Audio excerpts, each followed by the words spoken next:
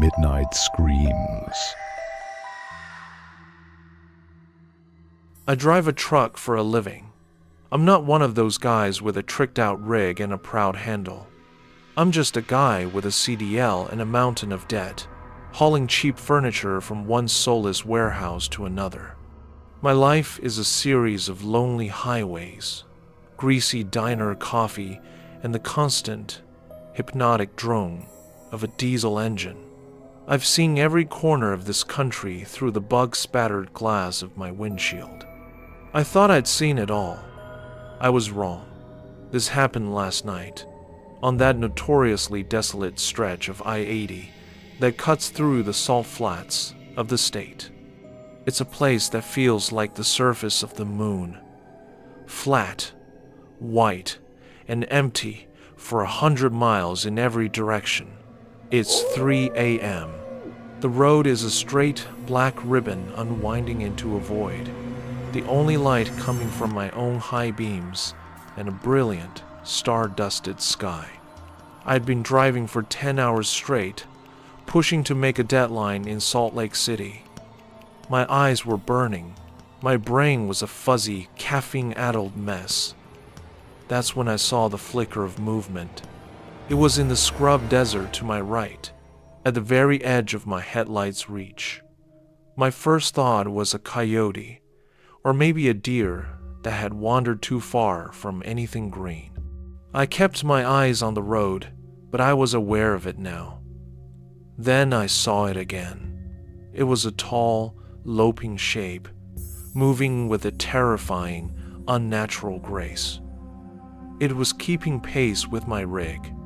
I was doing a steady 65 miles per hour. My blood ran cold.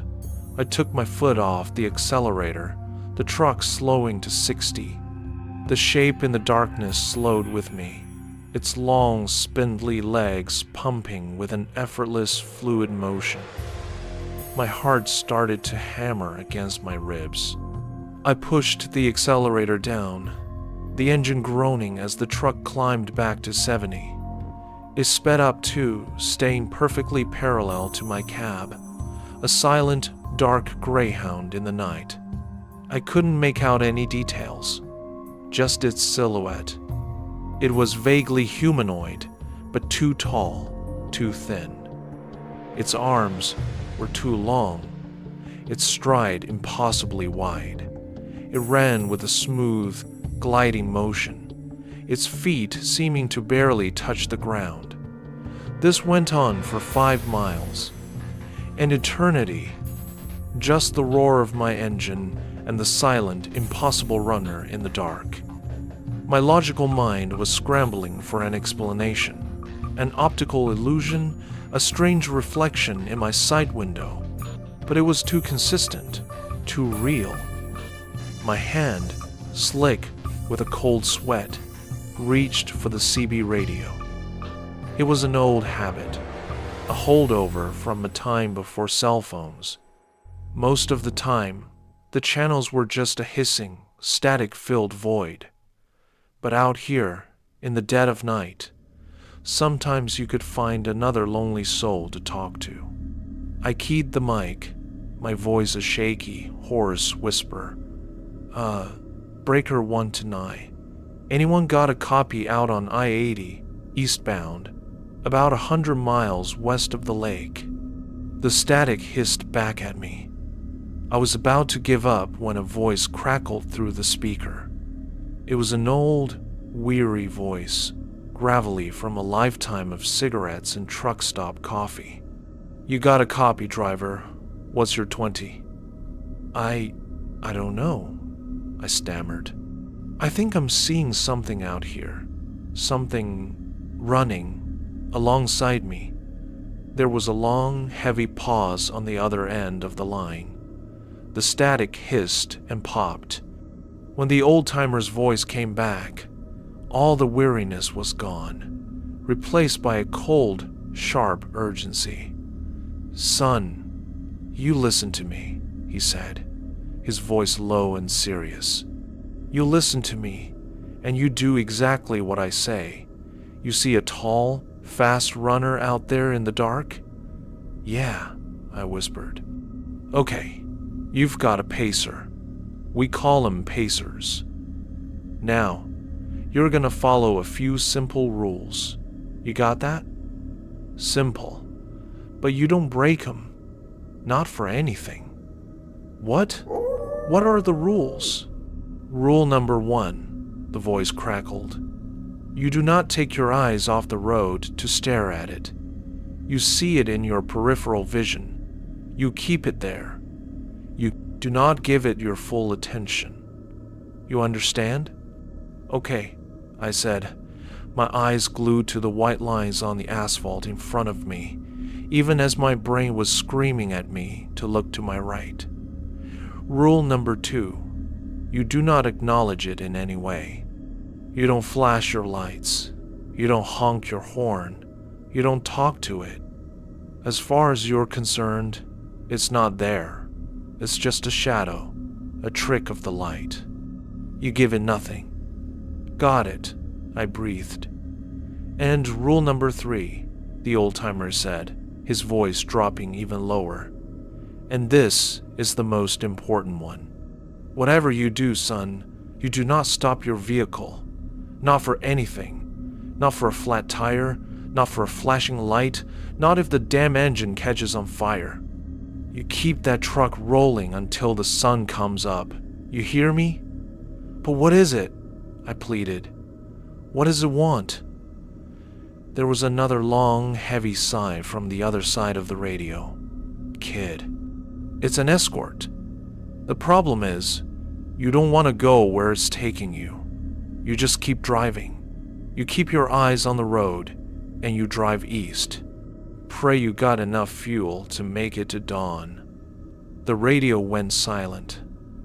He was gone, and I was alone again, with the silent runner and his 3 terrible rules. I tried to focus, eyes on the road. Don't acknowledge it. Don't stop.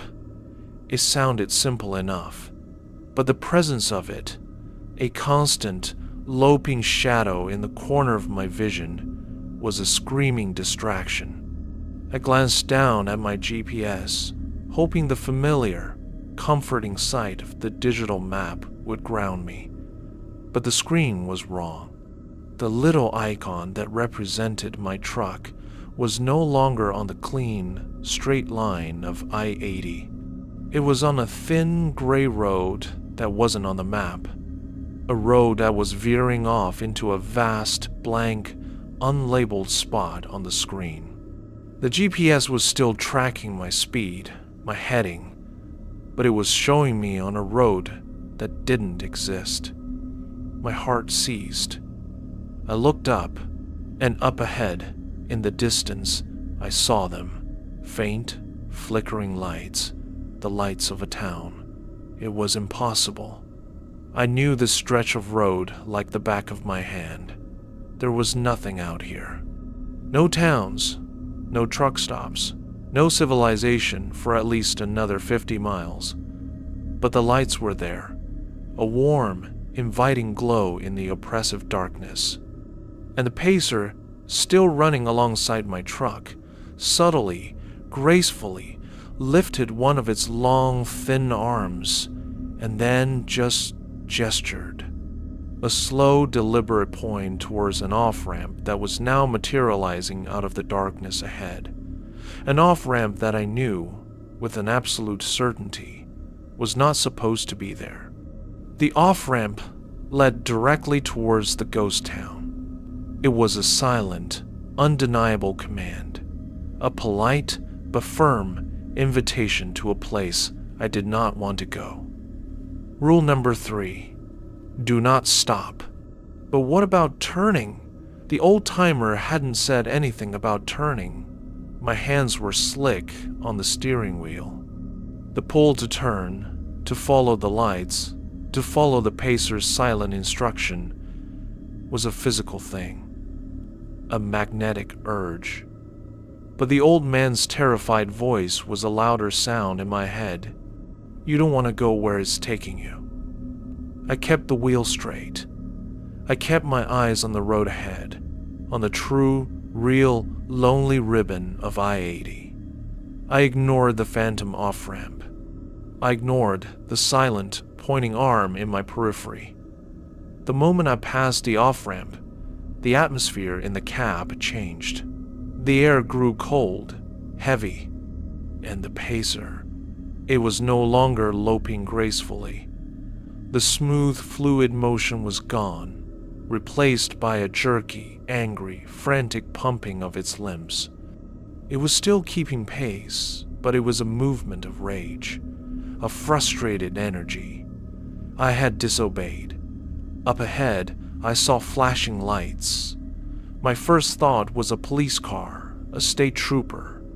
A wave of relief washed over me, but as I got closer, I saw it was just a car pulled over on the shoulder, its hazard lights blinking in a steady, lonely rhythm. The driver's side door was wide open, and standing perfectly still beside the car, silhouetted in the flashing orange light, was another pacer. It wasn't moving. It was just standing there, as still as a statue, its head turned towards my approaching truck. It was waiting. Its partner had failed to guide me off the road, so now it had a roadblock. Rule number 1, don't stare at it. Rule number 3, do not stop. My foot trembled on the accelerator. Every instinct in my body was screaming at me to slow down, to swerve. But I could hear the old man's voice. I kept the wheel straight. I focused on the space between the stopped car and the white line, a gap that was barely wide enough for my rig to fit through. As I drew level with the car, I couldn't help but glance. For a split second, my eyes met the pacer's. It had no face, just a smooth, gray, featureless expanse of skin where its eyes and mouth should have been. And as my high beams washed over it, that blank face turned, its head tracking my cab as I passed. A silent, damning accusation. I shot past the stopped car, my truck's side mirror missing its open door by inches. In my rearview mirror, I saw the pacer, still standing there, a silent, faceless sentinel in the flashing lights. And then, it started to move, loping after me, joining its partner in the angry, frantic chase. There were 2 of them now. The next few hours were the purest, most distilled form of terror I have ever known. 2 loping, silent shapes in the darkness, one on either side of my truck. The road in front of me seemed to warp and twist, the white lines writhing like snakes. The ghost town lights appeared and disappeared on the horizon, a siren's call I had to constantly, actively resist. My GPS was useless. The screen a chaotic mess of non-existent roads and impossible topography. I was alone, in the dark, in a place that was no longer following the rules of the world I knew. My only compass was the memory of the old trucker's voice. My only hope was the faint gray promise of dawn on the eastern horizon. I drove. I kept my eyes on the road. I didn't acknowledge them. I didn't stop. And as the first tentative rays of sunlight finally, blessedly, began to pierce the darkness, they were gone. They didn't run off. They didn't fade away. They were just not there anymore. The world outside my windshield was once again the familiar, empty, beautiful Utah desert. My GPS chimed, and the screen returned to normal, showing my little truck icon sitting perfectly on the solid, reassuring line of I-80. I drove until I reached town, the real one. I delivered my load. I quit my job. I'm in a cheap motel room now, 1,000 miles from that stretch of road. But I know I'm not safe, because last night I broke rule number 1. I stared. I let it see me, see it. And I have the terrible, unshakable feeling that the next time I'm on a lonely road late at night, a pacer will be there. So this happened to me over 4 decades ago.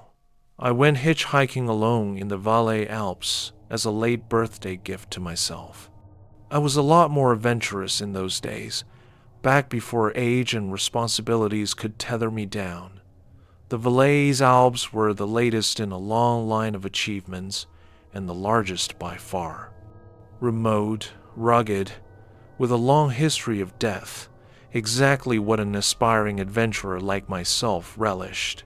And at more than 6,000 feet above sea level, it was everything I was looking for and more.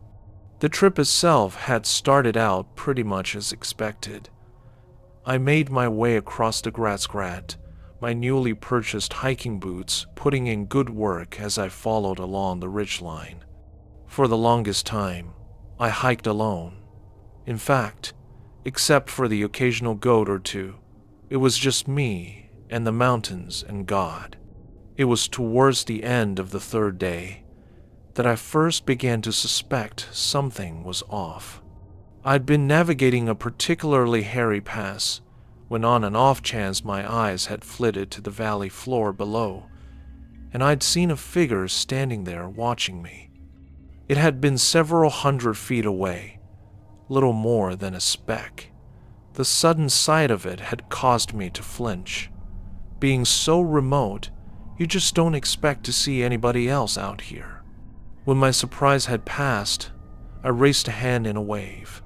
However, the figure did not wave back, didn't move at all, in fact, and it was only then that I realized what it was I was looking at. To this day, I don't know what compelled me to go take a closer look. I reached it a good 40 minutes later. It was about 6 feet tall, dressed in a long purple coat and faded gray slacks. Reams of straw poked out from within its tattered collar, below which a red handkerchief lay loosely tied, faded by the sun. A block of carved wood comprised its head, with little charcoal smears for eyes. Looking down, I saw a set of rosary beads had been draped over his shoulders, along with something else that I didn't recognize, but that looked to be made out of little intertwined twigs and sticks. Some kind of, totem? I had learned about them during my time with the Valais villagers the day before. The Bergführer called them Standmännli, or Little Standing Man. Rudimentary effigies intended as surrogate sacrifices for the ancient gods that lived on the mountain. The idea was that by creating these proxy offerings, you could effectively trick the gods into allowing you safe passage, or at least, so the story went. Without thinking, I reached out and unhooked the totem from his shoulders. I knew it was wrong to take it. The villagers had warned me as much, that to interfere with them in any way would bring bad luck. But of course, that was just superstition. And whatever else I may have been, superstitious I was not. And so, I had continued on with my hike, and by that night, I'd all but forgotten about the little standing man. But then, the following day, while breasting a snow-blasted ridgeline just east of the pass, I'd seen another one. I'd had my head down at the time, my attention focused fixedly on my feet, when I'd looked up suddenly to find another of the Standmännli standing propped no more than 10 feet away from where I stood. I'd been so focused on where I was walking, I hadn't spotted the figure until I was practically right on top of it, and the sudden sight of it almost gave me a heart attack. Once my heart had stopped trying to beat itself out of my chest, I walked over for a better look, and it was as I got closer that an alarming thought suddenly occurred to me. No, not another one. This is the same one from yesterday. It was impossible, of course. Since spotting the Stan Manley yesterday, I had traveled approximately 12 miles. No way it could be the same one. And yet, as I neared, I thought I recognized the dark smears of its eyes, the ugly, jagged slash of its mouth. I stared dumbfounded at it a moment, unease settling in, just as a fierce wind began to whistle down from the ridge above, almost as if to mark the occasion. Though I had come here for the express purposes of being by myself, I had up until that point yet to feel truly alone.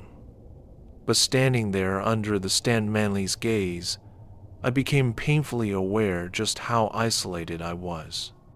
Were something to happen to me way out here, there would be nobody to call for help. I would be on my own. That night, sleep came uneasy.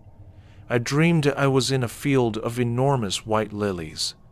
The standing thing stood propped in the center, a grotesque blemish on an otherwise idyllic scene. But then I blinked, and in that way of dreams, suddenly I was the standing thing, strapped to a pole, hands and feet gone, reams of bloody straw jutting out from the stumps of where they'd been, my eyeless face fixed in a silent death scream. I jolted awake to the sound of rain lashing my tent. A fierce storm had rolled in while I slept, the combination of wind and rain a hellish symphony for my waking brain, but it wasn't that which had roused me. I sat up straight in my sleeping bag, panicked and alert, and not sure exactly why. Then I heard it again, a dragging sound, like something heavy being pulled over dirt, audible even over the hiss of the rain. Screech, screech, screech. Every part of me froze. I sat there in the dark, my sleeping bag pulled tight around me, feeling more afraid than I had ever been as a single thought echoed around inside my skull. It's him! It's the Stan Manley! He's come for his totem! I knew it was ridiculous, the notion that the standing thing had followed me, that it had dragged itself all these miles. It was nonsense, the stuff of fantasy. Hello? The sound suddenly stopped. Summoning all my courage, I leaned forward and gently pried open the tent flap. Nothing.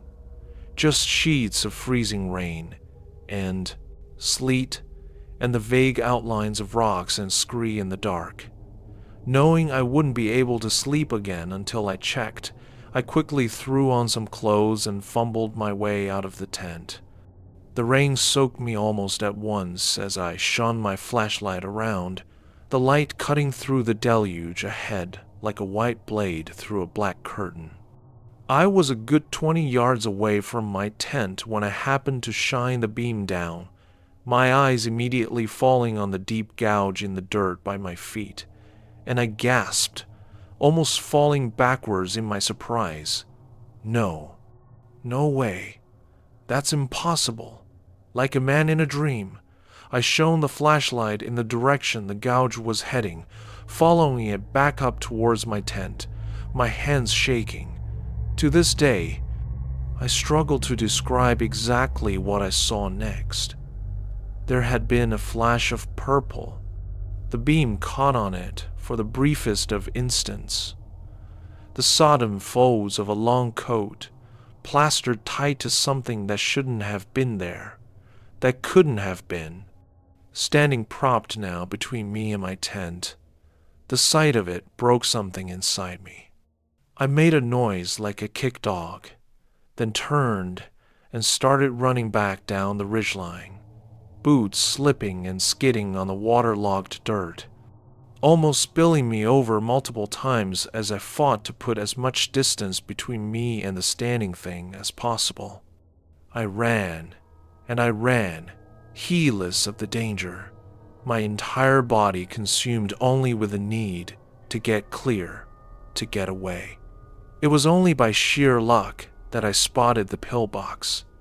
I'd been running at near full sprint, flashlight swinging wildly through the darkness, until finally my foot had caught on a patch of loose shale and I'd skidded sideways, slamming hard on my side and immediately knocking the wind out of me. When I could breathe again, I'd made to pick myself up, and it was then that I'd spotted it. A block of thick concrete jutting out from the side of the mountain to my right, some kind of old, military bunker? I threw myself at it at once, passing under the thick concrete awning that comprised its entrance, my flashlight illuminating thick cobwebs and dust. The reek of mildew hit me as I stumbled further inside, unsure of where I was going, compelled only by the urge to get as far away as possible. I found a corner and quickly switched off the light. I hunkered there in the dark, soaked and shivering, staring back the way I'd come. I felt feverish with terror. To make matters worse, at some point I'd apparently also split my palm, the hot sting throbbing maddeningly as fresh blood slicked my fingers, making gripping the flashlight difficult. I tried to make sense of what I had just seen. Could it be it had been there the whole time, only given how tired I was by the time I'd come to set up camp, I'd somehow completely overlooked it? Hell, was that even possible? I continued to stand there, panting and shaking, the only sounds the hiss of the rain, coupled with my own panicked breathing. But then I heard it again. Screech, screech, screech, coming from just outside. I clamped a hand over my mouth to stifle a scream. At the same time, the flashlight slipped from my grasp, clattering on the pillbox's hard concrete floor a moment before rolling off into darkness. I immediately dove after it, hands pawing at the cold floor. But it was useless. The flashlight was lost. Panicked, I crawled into the nearest corner and made myself as small as I could. The dragging sound grew steadily louder and louder, until finally it was right across the room from me, though I, of course, couldn't see it, couldn't see anything at all. The smell of what might have been old, sodden straw filled the space, heady and overwhelming, so strong I could almost taste it. Then the dragging suddenly stopped. I held my hands over my mouth and waited, but the sound did not resume. A terrible montage of possibilities flashed across my mind, each one more horrific than the last, and all at once I was glad for the darkness, as to see the thing that stood now across the space from me would surely drive me mad. I fumbled for the totem in my pocket. Here, just take it. I threw it across the room. There was no clatter, no sound of the totem landing, just the indifferent sound of the rain falling outside. And for a moment I wondered if I really had gone mad, after all.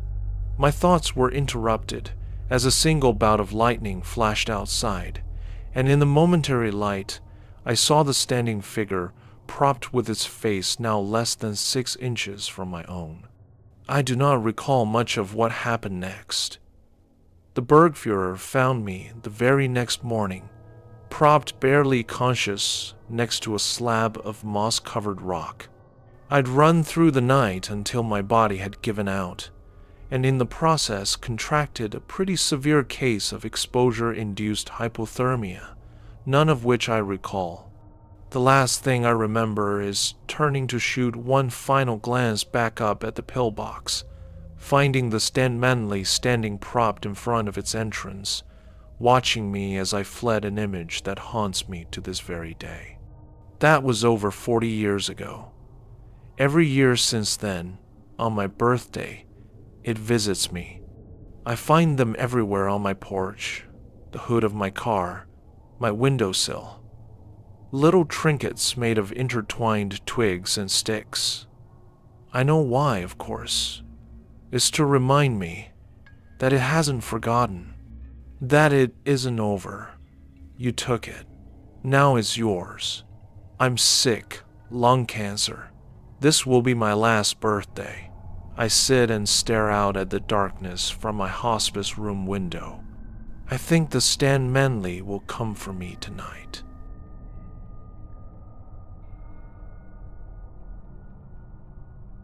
Tulips and stars, goldfinches and hearts. The compass rose. Where I grew up, the symbols are out in the open, painted on barns and houses, unquestioned. We don't really have folklore here. Not proper folklore, like the Appalachians do. Our woods aren't as deep. Our mountains aren't as scary. We have honeymoon resorts and chain restaurants. But the Poconos do have stories. I was 5 when my Oma told me about the old Purdytown Cemetery lying under the waters of Lake Wallenpaupack. I was 7 when I heard about Don Decker making it rain indoors in Stroudsburg. I was 10 when I first heard that Lake Prompton Campground Spa was weird. Not haunted, not cursed, weird. People said that guests reported strange lights in the woods and eerie voices drifting across the lake at night. They said that the woods changed in the off-season, and that was why the owners wouldn't allow campers after the end of September. That last one wasn't true, I found out. They did allow special guests in the off-season. That was my first job. I was 3 months out of high school. Some of my friends went to college. The rest went to boot camp.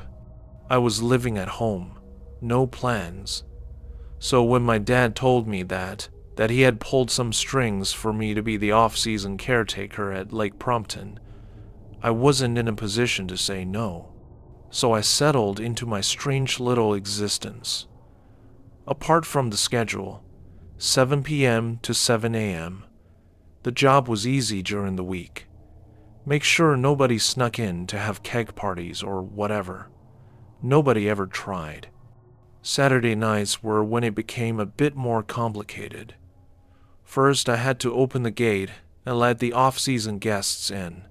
The fancy cars with New York plates would start to pull up around 8 p.m., and I would go park them in the one paved lot, while the guests made their way up the trail away from the lake, up towards the family field. In the summer, the family field was for softball, or volleyball, or soccer. In the off-season, it was for, well, that was none of my business, really. I was just there to light the wards. At the 4 corners of the massive field, there were cast iron circles with symbols inside that looked like hex signs from the side of a barn. There were 3 symbols on the north side of the lake that bordered the field. My job was to go to the field wards at 9 p.m. and ignite each one with a wooden match, so that the thin strips of charcoal made burning sigils. At midnight, I would go do the same at the lake, then go extinguish the field wards. I was told not to look at the guests when I did this, and I was happy to comply. The sounds were bad enough. Angry laughter and happy squeals, and an awful chattering that sounded like it was coming from the woods and floating on the wind. When the sun came up, the off-season weirdos tipped me generously and were on their way before breakfast. This worked out great for about 2 months, but then Kara called me. We had been friends as kids, but didn't hang out much in high school. I was a stoner dirtbag. She always had a boyfriend on the football team. But I guess with school over, she was bored. Halloween was a Friday night. She met me in the game room a few minutes after 9. The field wards were already lit, and we had nothing to do for 3 hours. She brought cheap beer and expensive weed. We went through both way too quickly. We laughed. We lip-synced 80 Seconds Hair metal songs on the jukebox. I don't know who kissed who first. I just know we stopped paying attention to the time. I heard the first scream about 5 minutes past midnight. I stood up and ran for the lake. I forgot to tell Kara not to follow. By the time all the 3 lake wards were lit, the field was a cacophony of shrieks. This time, there was no way to avoid looking at the guests. They were all writhing on the ground, and they weren't alone. Hazy orbs hovered over and around and through the off-season guests. The orbs were whispering, a constant malicious chatter. The people on the ground didn't seem to like what they were hearing. The field was a mess of dead leaves, bonfires, and screaming rich people. I managed to ignore all of this and got 3 of the field wards lit. I almost made it to the 4th. Kara must have followed me. I turned around when I heard her yelling, "He's not even my real dad. How could they?" I didn't have time to wonder what she was talking about. One of the orbs hit me, and I knew. I knew everything. I knew that Kara only approached me because she was terrified that she was in love with Sarah Kaufman. I knew that these wealthy idiots used the orbs to get information about stocks and markets and foreign governments. I knew that these wars were the only thing keeping them from being mad by unlimited information. I knew that I fucked that up. Somehow, I made it to the 4th ward, which I now knew predated the elder Futhark by 1,000 years. As soon as it was lit, the chattering orbs were swept off into the woods. They had gotten what they needed. They fed on the minds of the guests, fresh memories, new experiences. They consumed stories and gave stories back. It didn't matter that I was fired the next day. Despite needing to go to summer school for business math in 11th grade, within a week, I opened a commodity trading account. Kara did too. Within a month, I paid off my parents' house. I moved out right after. I couldn't look them in the eye, knowing what I did about them. Kara had the same problem, I think. She moved to Manhattan by Thanksgiving. The money should have made me happy, or at least satisfied. But knowing what I did about what all these companies were doing, if ignorance is bliss, then this kind of knowledge is hell. I couldn't stop seeing symbols. I knew that those weren't really arches on that burger chain logo. I knew why the mouse ears were perfect spheres on that corporate mascot. Every symbol is a story. Every story is a means of control. Millions of children reading books about a boy with his forehead marked. If they only knew what it meant.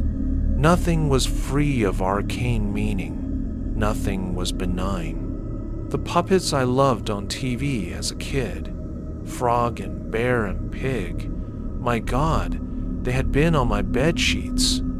And Halloween, where all this started. They told us stories about the veil between the living and the dead. Those symbols, the face in the gourd especially, don't open the mind up to the dead. They open it up to shopping suggestions. That's why Santa immediately follows Halloween candy in stores. I mostly avoid people these days. I don't want to look at a barista and know the awful way she betrayed her best friend in middle school. It's bad enough I know what the mermaid on her corporate logo means. TV isn't really for me these days either. I can't focus on a show. I just see the symbols everywhere. Team logos, superhero costumes, sigils and glyphs, guiding probabilities and steering markets, burrowing orders into viewers' minds. Books are better. Usually, despite knowing who, what, when, where, I never get to know why. Why are we at the mercy of these weird forces? Why do these symbols work the way they do? Why are there entities in the woods that can alter us? I don't know anything about the shapes from the woods. I know that they were feeding on our minds, but I don't know what they are, or how or why the wards worked. Nobody else does either. I have searched everywhere, from the dark web to the archives of the British Museum. Nobody has ever written down anything about them, and if they have, it has disappeared. That doesn't bode well for me, or this story, I suppose. It doesn't matter. I have told this story to people a bunch of times over the years, and I'm pretty sure that some of the people I told went to the campground and paid to see for themselves. Aging stoner dirtbags don't keep secrets like bankers and bureaucrats. It doesn't matter anymore. I'm tired of only knowing part of the story. Every moment is loaded with information without context. So I'm going back. The campground in the Poconos is still there, but there are many other places that provide the same service. That much I know. Maybe this time I can find out what those orbs are, or who's behind all these symbols infecting everything. Or maybe I will just end up like those off-season guests, screaming on the ground with more information than my brain can hold. Either outcome is better than this. I work for a medium-sized moving company in Nashville, TN. It's a cool job, hard but satisfying. I haven't had to pay for a gym membership in years. After 6 years, I can say I've seen just about everything. And yes, I've seen that twice, and those things more times than I can count. For most people, moving day is one of the most miserable experiences imaginable. Since it's my job, I'm used to it, and maybe a little crazy for doing one of life's most stressful tasks every day. After a while, all the moves start to blur together. Every living room has the biggest sofa and rug in the house. No one ever cleans under their bed before we take it apart. And as cute as your pet is, please keep it out of the way so I don't trip and break your furniture. Or myself. The jobs I remember the best are the ones where we get big tips. And, of course, the first job where you have no choice but to use the client's bathroom for, well, you know. But there was one job this past summer that I can't stop thinking about. I'm the only guy from that crew still working here. Marcus and Jeremy quit the next day. It was supposed to be a simple one-day load and unload in South Nashville. Whenever I see a South Nashville job, I try to get Marcus and Jeremy on my team. The three of us worked like a machine, and South Nashville means expensive houses, expensive furniture, and generous clients. I wanted my A-team. The house sat at the end of a long driveway, tucked off the road. You couldn't see it from Google Street View, so we couldn't scope it out. Usually, I recognize at least one house on any street I go down, someone I've moved before. But this driveway? I swear I'd never noticed it. When we pulled up, the owner was already waiting on the porch. Elderly woman, maybe late 70s. Short, gray hair, floral dress that looked like something from the 60 seconds. It was a big, white house, old wooden porch with rocking chairs, and inside, all the furniture was very traditional. She was sweet but stern. That's fine with me. I like to do a quick walkthrough, then get to work. Jeremy is more of the client chatter. During our pre-move walkthrough, she mentioned, "That armoire was built by my late husband. He surprised me with it while I was out of town. I'm afraid it may be too big and heavy to move. As much as I love it, I understand if you're unable to get it, if it's too heavy. Movers have a bit of an ego, and we're all a bit crazy. Telling us something is too heavy might as well be daring us to move it. The armoire was a beast, solid wood, all one piece. Probably 600 pounds. Easy. It sat against the far wall in an office-type room. Now that I think about it, the ceiling in that room was taller than the rest of the house. Marcus and I were the muscle that day. Jeremy handled the dollies and tools. I joked to Marcus, loud enough for the client to hear and ease her nerves. We've moved worse.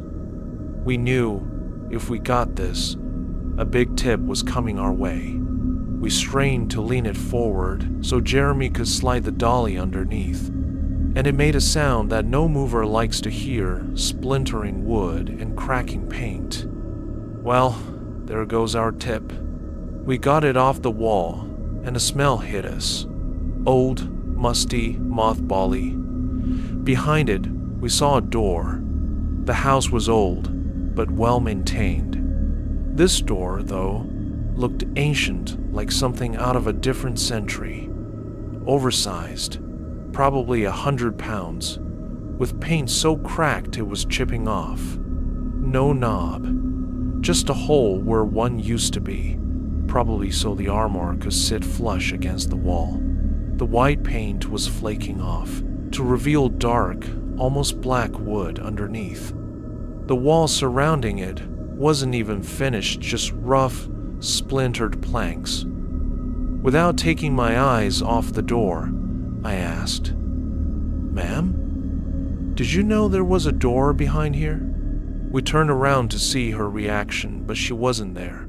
Jeremy went to look for her, while Marcus and I examined the door. After a few minutes, Jeremy came back. "She's gone," he said. "Car's not in the driveway either." That wasn't totally weird. Sometimes clients leave to grab lunch or run errands, though they usually tell us first. We figured she'd be back soon. Marcus and I stared at each other. Curiosity got the better of us. He stuck a screwdriver in the hole, twisted, and the latch gave. The door creaked open. The smell grew stronger. What I saw on the other side didn't make sense. It was the same room. The same office we were just in, except everything we had packed into boxes was back in its place. The same furniture, the same rugs. It was like we'd never even started the job. And everything was flipped, mirrored. Marcus went pale. "What the fuck?" I took a step forward into the room. Then the owner walked in from the mirrored kitchen. Or at least, I thought it was her. She looked the same, but slightly off her hair was darker. She walked with a limp, and her smile was too wide, stretched at the corners. "Hey," she said brightly, like we were old friends. "You ready for lunch?" Marcus stammered. We were just talking to you in the other room. We thought you left." She blinked. "Other room?" I said, "Yeah, that room behind the armoire. This house, but different." She smiled faintly. "Oh, that old thing? You can't move it. The man who built this house built it into the wall. I've always hated it." We looked at each other, uneasy. I turned around to go back through the doorway, but the armoire was back, standing perfectly flush against the wall like it had never been moved. "Ma'am?" I said. "What's going on?" She tilted her head. "Are you ready for lunch?" The air felt wrong too still, too heavy. The smell hung thick and sour, like rot. Marcus whispered, "We need to get out of here." "Ma'am, we're just going to grab a few supplies from the truck," I said. We hustled down the hallway toward the front door, but something was off.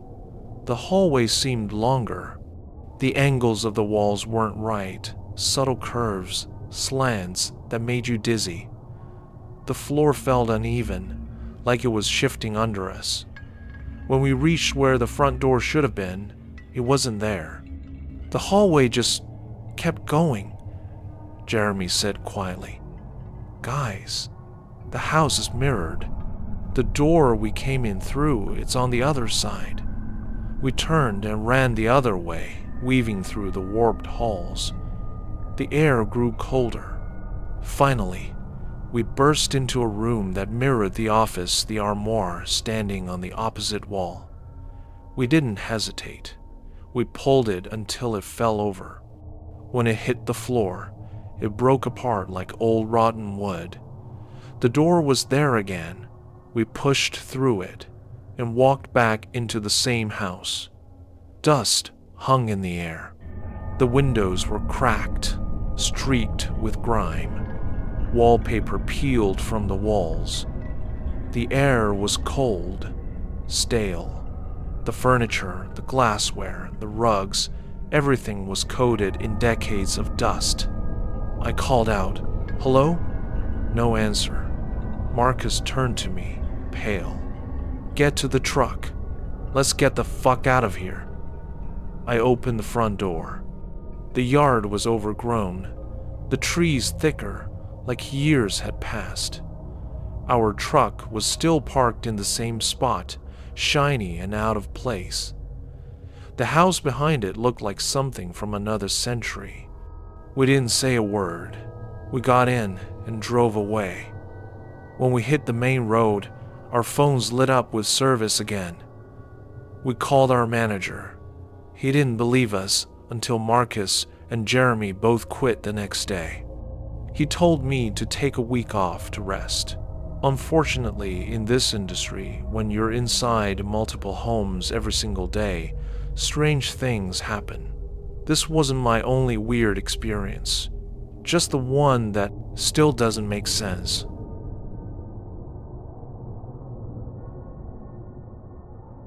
My name is Brian. I'm 29 years old, and I'm a ghost.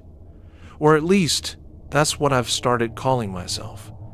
It's the only thing that makes sense anymore. I'll try to explain what happened as best as I can, with what little I understand. The other day, I was heading to my buddy Kyle's place. It was a Sunday with nothing better to do. We both live downtown, and his apartment is about a 15-minute walk from mine. To dodge the weekend crowds that cut through the alleyways, same as always. It felt like any other day, except something strange happened. In alleyway #3, a sudden shock tore through me, like an invisible force pushing and pulling at the same time. It lasted a second, just long enough to send me face first to the ground. I stood, shook it off, then froze. I wanted to move my feet, but I could not. I caught my breath and stepped back to the same spot. Nothing. I ran to the alley entrance and retraced my steps. Still nothing. I waved my arms, kicked at the air, tried anything. Nothing at all. I started walking again toward Kyle's place when it hit me again. That same push and pull, sharp enough to make me gasp. I tested the spot at different speeds and felt it again when I matched my usual walking pace.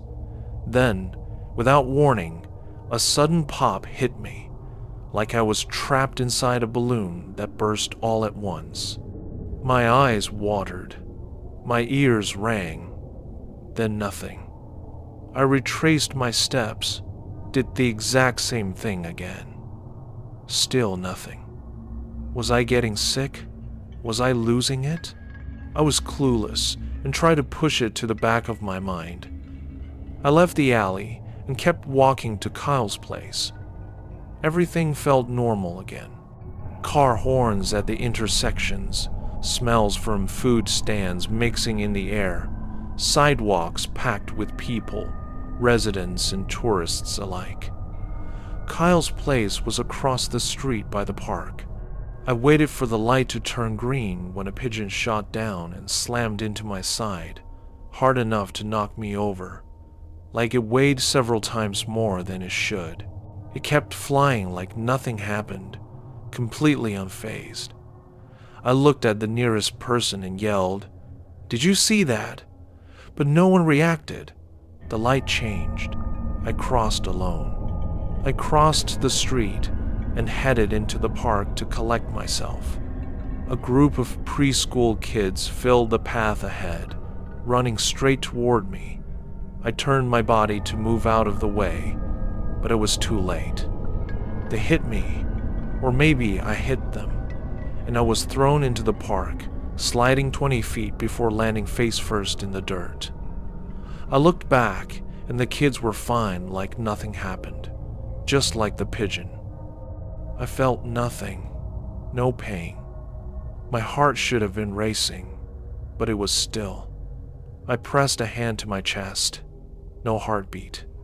My head spun as I stumbled to a nearby bench where a woman sat with her grocery bags.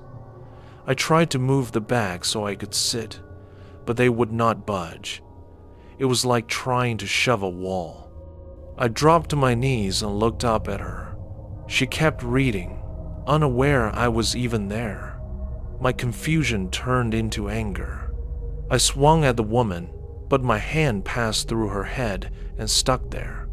I tried to pull back, and only my arm came free. My hand stayed inside her skull, floating just beneath her skin as she kept reading with a faint smile. I stared in disbelief. This had to be some kind of nightmare, I thought.